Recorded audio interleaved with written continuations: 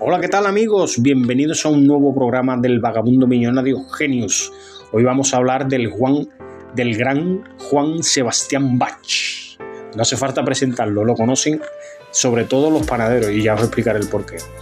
A él nunca se le pasó por la cabeza eso de la trascendencia. Su tiempo era día a día, como los que hacen el trabajo con fe y bondad. Enseña cantata, latín, catecismo y música en la escuela de Santo Tomás de Leipzig. Allí era cantor y a solas se inspiraba. Era muy social, le encantaba sentarse con sus amigos, beber cerveza y fumar en pipa. Su descubrimiento fue debido a la crisis luterana y a su fe religiosa. Hay quien lo llama el quinto evangelista. No calcaba nada de lo musical de su tiempo, usaba la poesía y la matemática en sus obras, razonaba de sus obras.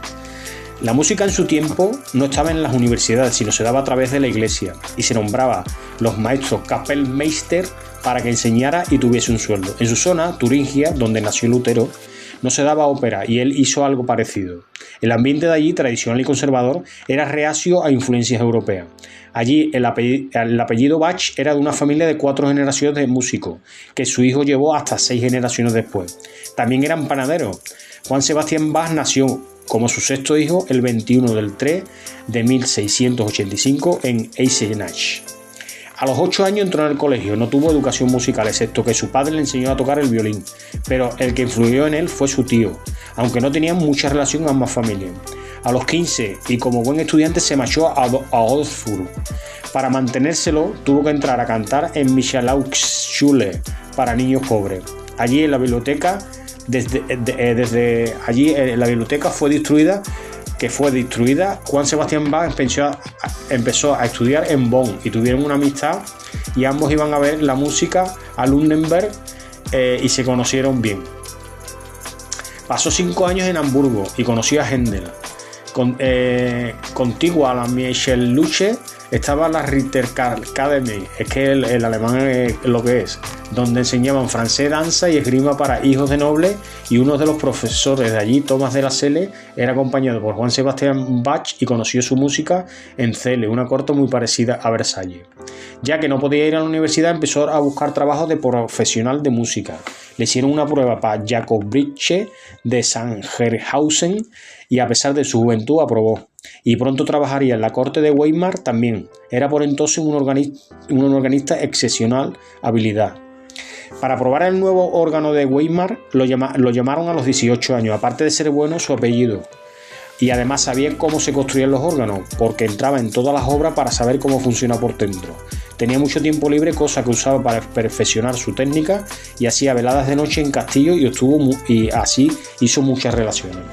Bach no tenía muy buena relación con los alumnos, se enfrentaba con ellos con su espada y se negaba a darle clase. Al final lo dejó y se fue a Mühlhausen con un sueldo mayor. Se casó con su prima segunda, María Bárbara. También tuvo conflictos porque ella no podía componer su música, ya que tenía una oposición para música avanzada. Él la actualizó e incluso quiso reconstruir el órgano, pero se lo denegaron. Al final se marchó amistosamente.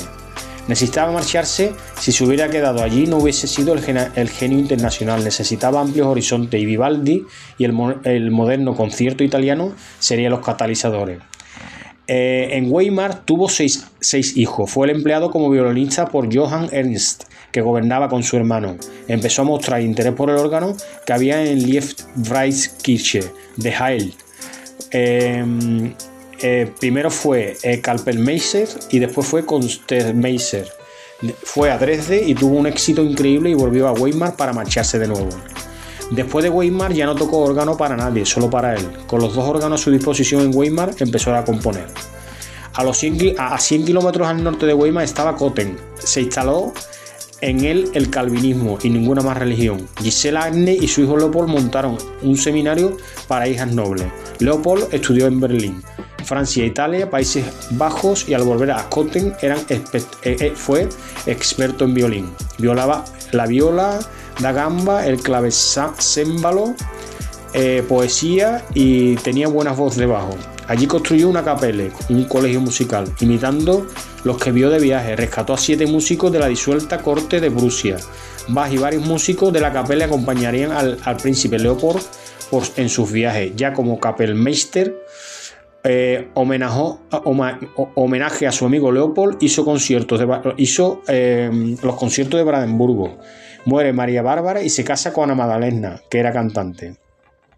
En Leipzig muere el maestro de la capilla y busca un sustituto, Telemann, pero Bach quiere esa chantría y Telemann no era cantor. Bach firma en la Thomasschule. Para Bach no había decisión, como ahora, cámara y orquesta. El concierto era música de cámara del barroco tardío. Él en Weimar estuvo en contacto con ellos gracias a Vivaldi. Los conciertos los hizo en Köthen. Introduce el ritornello, violo piccolo y ritmo francés. Dada la escasez de su material, solo se tiene 4 suites. También dominó las sonatas, la música para violín de nota, uno de los intérpretes más modernos del siglo XVII. La música para teclado tiene su origen en la familia. Para Bach, invenciones significa ideas musicales. En Leipzig era la ciudad de Sajona más importante tras Dresde. Estaba de canto en el colegio Santo Tomás y no la Thomaskirche, con la que tenía contacto. En el colegio había también cementerio e iglesia, todo derrumbado excepto el cementerio donde estaba una estatua de Mendelssohn, y muy cerca de la casa de George Henry Voss, comerciante de plata y oro de Leipzig, del que se hizo muy amigo. La chantrería de Leipzig era una de las más famosas de Alemania, dirigía el coro de ambas escuelas, sus materiales de bodas y de funerales, así como el despertar a los alumnos. Su amigo Görner se encargó de reclamar sus derechos como director de la universidad. Él se sentía en desventaja al no tener título universitario. A la muerte del príncipe Leopold, Bach fue Kapellmeister de la corte de Sajonia. En estos años la creatividad fue enorme, ya que compuso 265 cantatas en menos de 20 años, casi una al mes. Y rebelde, ya que se sentaba sin motivo y no daba explicaciones. Veía a sus superiores como gente extraña y poco interesada en la música. Eso más que no cobraba bien y se suprimían las cosas y nivel de vida hizo muy alto de nuevo allí. Pero vi un órgano magnífico en la iglesia Santa Catalina que lo hizo quedarse allí toda la vida. Las cantatas eran como óperas, pero para expertos, música para solistas y también religiosas, muy modernas como él. Eran como las misas para los luteranos. Los domingos en la iglesia las daba. En una de sus obras dijo: la oveja puede pastar en el pasto allí donde vigila un buen pastor. Probablemente Picander escribió los textos de su cantata. Tiene una aleluya no tan famosa como la de Mozart. Su música se aprendía y se recordaba con facilidad, pero hoy en día se representan poco porque son cortas, instrumentosas, en desuso y sentimientos muy distintos para hoy, pero eso le daba igual a Bach. El motete fue menos importante para los luteranos, se usaba más para la comunión, ya que no era sombría. Uno de los mejores que sorprendió a Mozart fue Jesús. El Magnificat era cantado en vísperas luteranas. Breve movimiento de solista era para coros alegres y extrovertidos. Se conservan 2 pasiones solo. En Leipzig, Bach estaba respaldado por alumnos de la universidad y algunos profesores de música que se reunían en el café Siemensmark y en el jardín de Este. Allí se escuchaban cantatas de Juan Sebastián Bach. Juan Sebastián Bach no dejó de componer por el conflicto con la universidad y le pasó lo mismo que a Rossini y Sibelius. Se le acabó el fuego creativo y además por su plan creativo de 5 años eclesiásticos. Las parodias eran quitar texto a música vocal o bien poniendo uno o bien poniendo texto y música desde el principio modificando cosas. Él usó primero porque no tenía mucho tiempo y la llamaría Picander. La más famosa es el oratorio de Navidad, que es una parodia. Hizo 14 conciertos para clavecín. La parodia en instrumento se llama arreglo. La Crave Hummel eran 7 suites para teclado. Era un poco esotérica. No se sabe para qué instrumento lo hizo Juan Sebastián. Para órgano, para clavecín. Era una defensa de su propio arte. Y aunque se cree que es para que se duerman, es para compensar sus horas de vigilia a 2 órganos. En Leipzig, con el Clave Hummel, entraba Bach en su fase final de compositor. Desempeñó como cantor que no podía delegar y como experto en diseño de órganos. También aceptó alumnos individualmente. Fue a Potsdam a ver a sus nietos y a tocar la flauta a Federico el Grande. Un mes más tarde entra en la Asociación de Ciencias Musicales de Münster. Este último era un polimatemático y su interés era encontrar una base de matemática y filosófica en las obras musicales. A partir de ahí, Bach estaría influenciado y escribiría matemáticas sonoras. Se operó de catarata y vio bien, pero el postoperatorio lo tuvo que operar de nuevo y se quedó ciego. Volvió a tener visión de nuevo, pero le dieron una fiebre y murió con 65 años el 28 de julio de 1750. Dejó una compañía, un testamento a 1/3 de sus 9 hijos y el resto a su viuda. Dejó vajilla, oro, plata y una participación en una compañía de minas. Uno de sus hijos, Manuel, guardó toda su obra, que es la que se conserva.